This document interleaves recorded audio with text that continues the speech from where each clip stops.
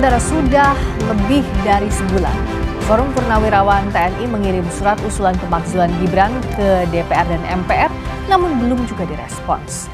Politisi PDI Perjuangan menilai surat ini merupakan bagian dari aspirasi publik sehingga harus direspons pimpinan DPR dan MPR.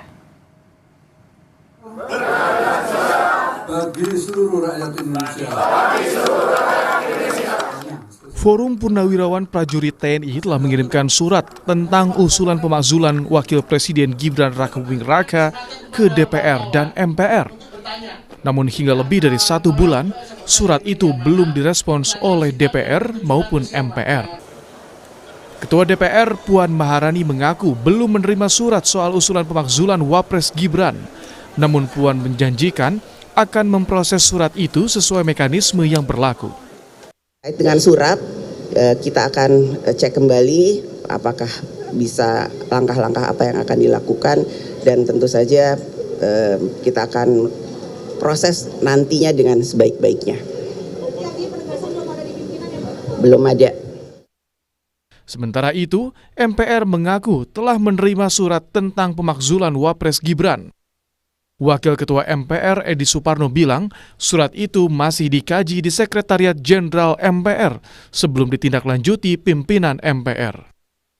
Ya, kami juga sudah menerima surat itu. Tentu kita sedang menunggu hasil kajian dari Sekretariat Jenderal MPR tentang tindak lanjut atau permasalahan yang memang menyangkut surat tersebut. Jadi kami sifatnya dalam hal ini menunggu hasil kajian untuk kemudian kita lihat bagaimana kajian yang dilakukan oleh Sekretariat Jenderal MPR. Politisi PDI Perjuangan Andreas Hugo Pareira menilai usulan pemakzulan Wapres Gibran perlu direspons oleh pimpinan DPR dan MPR karena merupakan bagian dari aspirasi publik. Tunggu nanti pimpinan DPR yang ini kan, kalau ada perintah ya kita laksanakan. Tapi masuk akal nggak dorongan itu, karena kan sudah 2 kali dan sudah bersurat. Secara kan aspirasi masyarakat kan boleh aja kan. Dan secara konstitusi juga itu memungkinkan gitu kan. Kenapa enggak? Pengamat politik menilai meski ada peluang secara yuridis, namun para politisi saat ini belum serius menindaklanjuti usulan pemakzulan Gibran. Usulan ini bisa jadi akan ditindaklanjuti jelang pemilu 2029 mendatang. Saya melihat memang lebih memungkinkan celah yuridisnya, Mas ya, sebagaimana pernah terjadi di masa almarhum Pak Gus Dur ya. Jadi celah yuridis di mana waktu itu kalau saya nggak salah Pak Gus Dur itu ada problem di Bulog Gate yang walaupun tidak terbukti akhirnya. Jadi celah yuridis Mas Gibran ini kan tadi ada banyak ya, soal dugaan fufu-fafa, soal dugaan korupsi dan seterusnya. Jadi saya melihat kalau memang elit kita serius menindaklanjuti itu ya sebenarnya bisa. Tapi kalau will-nya ya, political will-nya belum muncul, belum ada, dan memang keluarga Solo ini kuat, ya ini lagi dan lagi layu sebelum berkembang. Sehingga pun kalau memang akan istilahnya munculkan kembali, momen itu bisa jadi akan kita lihat jelang pemilihan semacam itu. Jadi mekanisme yang apapun ada hari ini mungkin tidak akan dioptimalkan oleh para elit kita karena memang tidak ada situasi ekstrim yang muncul, Mas Brem. Forum Purnawirawan Prajurit TNI menyatakan telah menetapkan tenggat waktu bagi DPR untuk menjawab surat mereka. Forum Purnawirawan akan mengkaji langkah selanjutnya jika nanti DPR dan MPR tidak merespons. Tim Liputan, Kompas TV.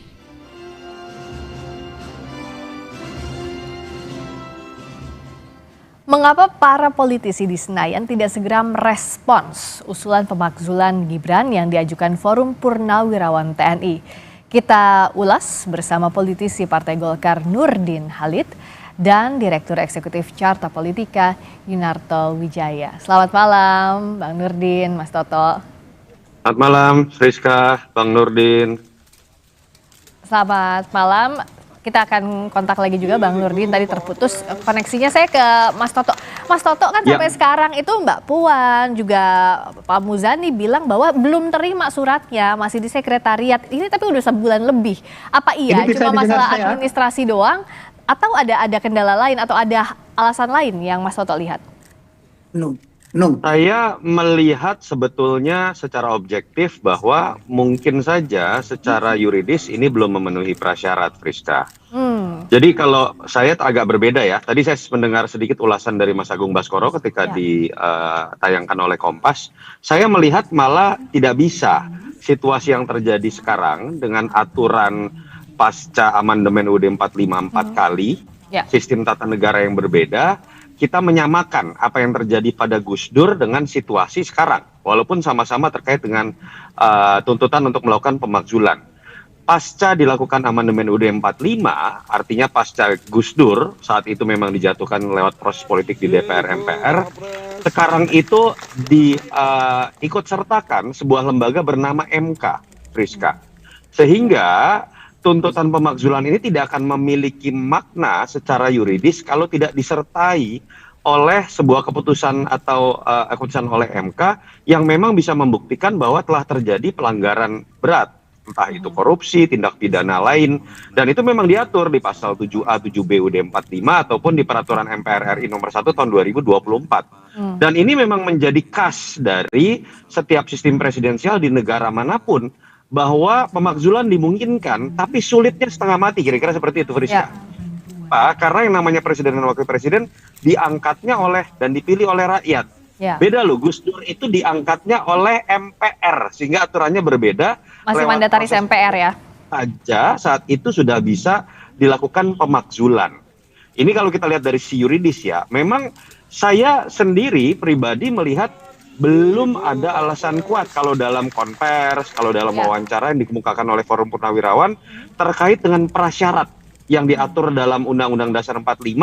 Apa sih pidana yang dilakukan oleh Mas Gibran misalnya? Kalau misalnya dikaitkan dengan yang namanya pencalonan yang dianggap tidak sah saat itu, keputusan kontroversial MK, saya pun merasa itu keputusan kontroversial dan saya tidak setuju Gibran maju kalau bicara secara pribadi, secara politik. Tapi kita harus akui juga sebagai warga negara, secara yuridis itu sudah menjadi hal yang sah, yang sudah diterima pencalonan oleh KPU.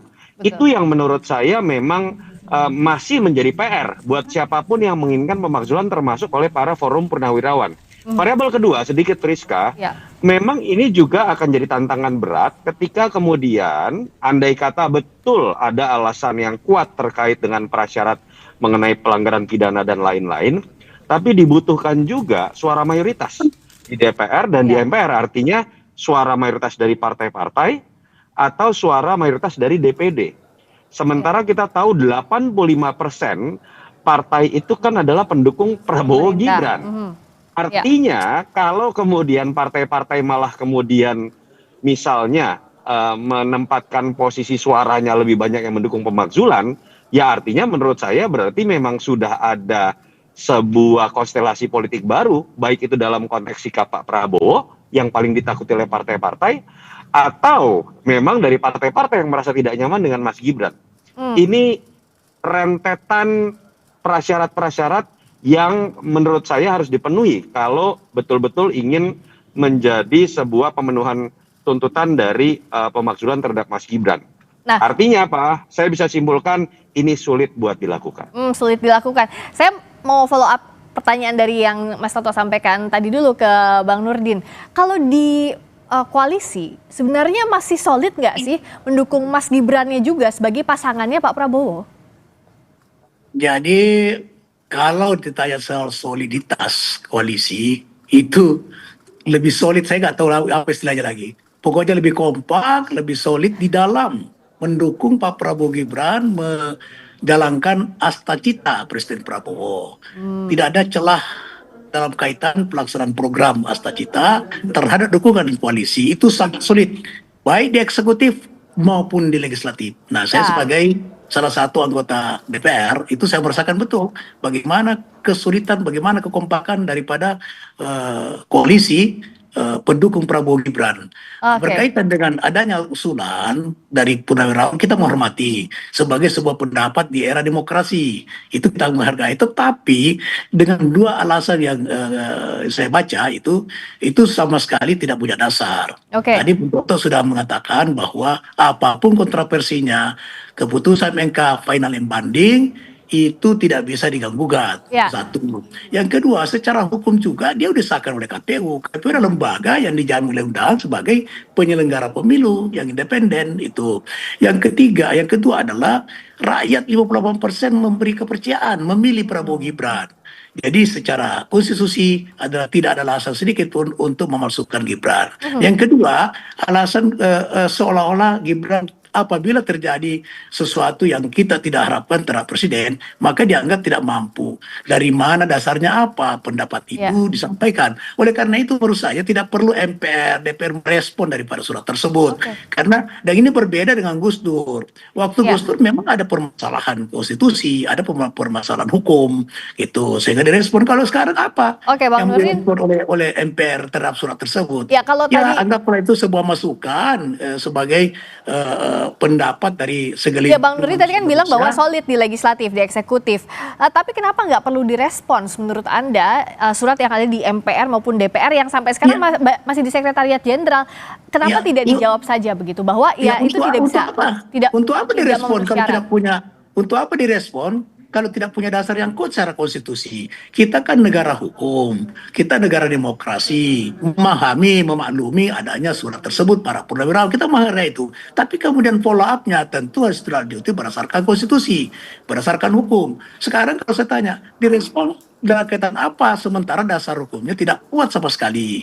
Jadi itu menurut saya tidak perlu kita respon itu. Itu bagian daripada masukan pendapat daripada segelintir konstitusi yang tergabung dalam purnawirawan. Kita menghargai pandangan pendapat purnawirawan, tapi kemudian kita juga harus menghormati bahwa negara ini adalah negara yang mengedepankan konstitusi, negara demokrasi berdasarkan hukum. Di era murid partai tidak ada yang kita tidak usulkan kecuali menegakkan hukum, dan itu adalah konstitusi kita. Ya. Gitu. Kalau dari Mas Toto, kalau Mas Toto melihatnya apakah harus direspons atau enggak sih suratnya? Respons ini kan bisa setuju atau enggak ya? Bisa ditolak atau diterima gitu? Saya punya standing point yang sama dengan Bang Nurdin terkait dengan tafsir kita bahwa tidak ada alasan yang kuat dari Forum Purnawirawan ketika menjelaskan apa sih kesalahan Mas Gibran. Tapi dalam konteks secara administrasi ketatanegaraan, saya berbeda dengan Bang Nurdin. Menurut saya, diamnya DPR secara resmi, secara kelembagaan, ini malah memancing polemik seperti ini terus-menerus. Suratnya kan diajukan resmi secara kenegaraan kepada lembaga DPR. Ketika dianggap surat ini tidak memenuhi prasyarat untuk dilanjutkan secara kenegaraan untuk diproses menuju tahapan pemakzulan, misalnya karena tidak ada surat dari MK yang harusnya disertai terkait dengan peraturan yang memang ada di Peraturan MPR nomor 1 2024, pasal 7A dan 7B UUD 45, harusnya dijawab secara kelembagaan oleh DPR bahwa kami tidak bisa meneruskan karena ada hal-hal yang tidak memenuhi syarat secara aturan. Case close. Masalah akan menjadi selesai. Orang hukum, orang politik, kemudian akan bisa mendapatkan jawabannya secara legal juga. Kalau didiamkan seperti ini, polemik akhirnya berlanjut. Itu yang menurut saya malah seharusnya terjadi. Nah itu kenapa tadi seperti yang Mas Toto sampaikan pun juga seperti pertanyaan saya, kenapa tidak direspon saja? Kalaupun tidak memenuhi prasyarat, disampaikan tidak memenuhi, Bang Nurdin. Mbak Rizka, Bung Toto, harus dipahami bahwa DPR itu ada tata tertib, ya.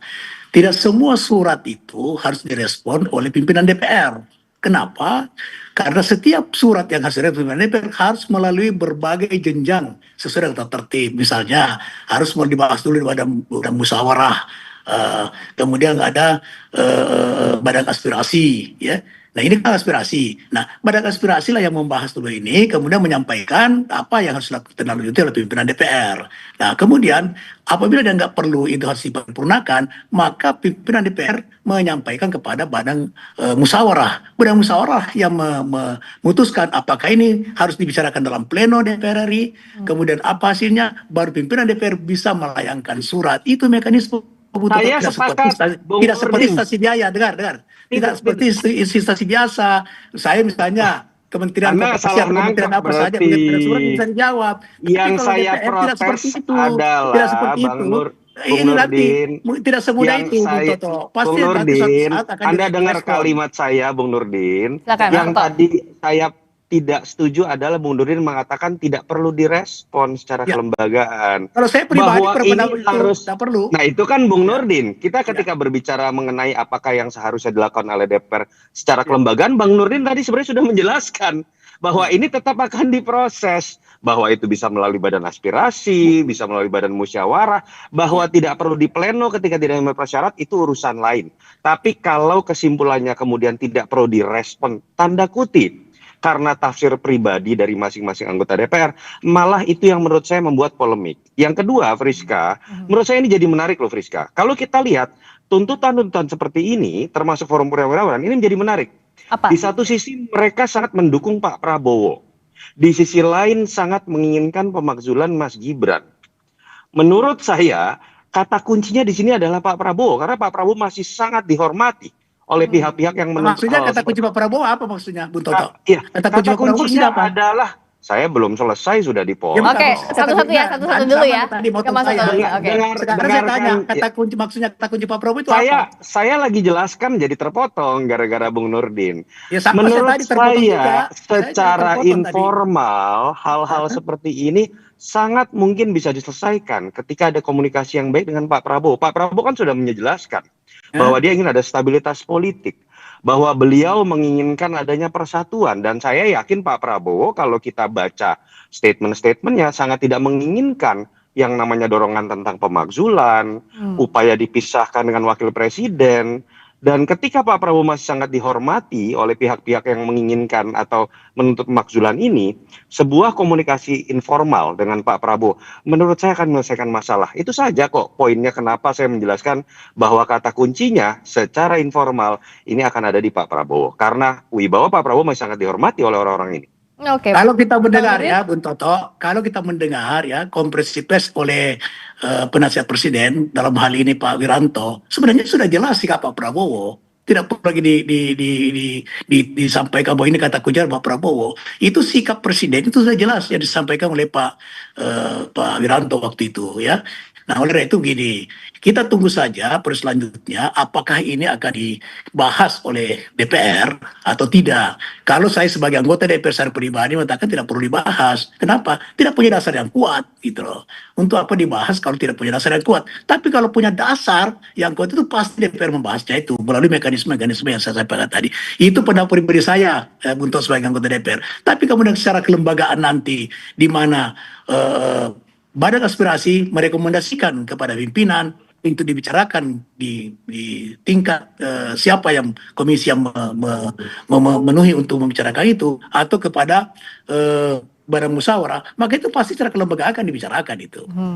Nah, kalau dari Mas Toto, secara kelembagaan harusnya DPR merespons itu agar tidak jadi bola liar begitu, Mas Toto. Tadi saya sudah bilang, kalau bicara secara substansi, saya bahkan secara pribadi walaupun bukan anggota DPR, saya punya sikap yang dan tafsir yang sama dengan Bung Nurdin secara pribadi. Saya sangat mengkritik keras Friska tahu terkait dengan pencalonan Mas Gibran. Tapi dalam konteks pemenuhan prasyarat mengenai tuntutan pemakzulan ini menurut saya belum ada yang bersifat bisa memenuhi syarat. Saya sepakat dengan Bung Nurdin. Tetapi kan pertanyaannya adalah polemik ini apakah bisa selesai dengan tafsir Yunarto Wijaya dan Bung Nurdin Halid?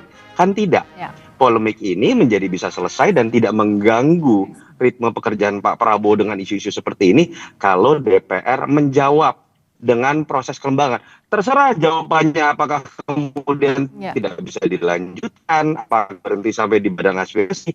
Tapi ketika didiamkan dan ada statement yang multitafsir dari masing-masing anggota DPR atau pimpinan DPR, pada titik itulah menurut saya kita akan terus-menerus membahas isu yang menurut saya akan mengganggu niat kerja dari Prabowo. Ya, Bang Nurdin, singkat saja apa yang harus dilakukan untuk merespons ini agar tidak ada keterbelahan kesannya di publik soal sikap dari partai koalisi maupun pimpinan DPR soal ada usulan pemakzulan terhadap Wapres?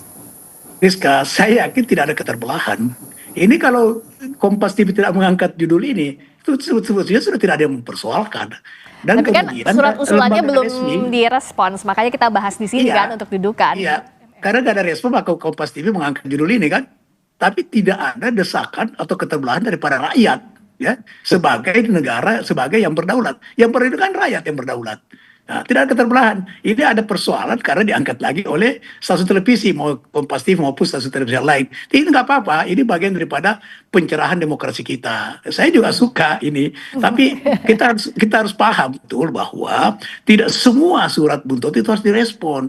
Bagaimana sibuknya DPR, bagaimana susahnya DPR itu, kalau semua surat masuk itu yang berkaitan dengan aspirasi ya, yang berkaitan dengan aspirasi kecuali dari lembaga tinggi negara maupun lembaga-lembaga yang berkaitan dengan kemitraan DPR itu wajib memang direspon. Tapi kalau yang namanya aspirasi, bayangkan kalau semua aspirasi yang datang dari seluruh proses harus direspon, itu bagaimana susahnya DPR untuk merespon tersebut itu. Jadi tentu kita melihat substansinya yang tadi Bung Toto juga sependapat dengan saya. Kondisi substansi tidak apa namanya tidak punya dasar yang kuat untuk itu. Memang khasnya politisi ya, kalau ada isu-isu yang menggelitik pasti yang dicoleknya media. Kita tunggu bagaimana kita tidak menyalahkan, maksud saya tidak ada keterbelahan bagi rakyat yang berdaulat. Baik, nah sekarang kita tunggu aja ya. Tidak masalah, itu juga. Kita respons ya, kita tunggu ya apa responsnya pimpinan DPR, akan ditindaklanjuti atau tidak surat usulan pemakzulan terhadap Wapres. Terima kasih Bang Nurdin Halid, terima kasih Mas Wijaya, terima kasih, selamat malam.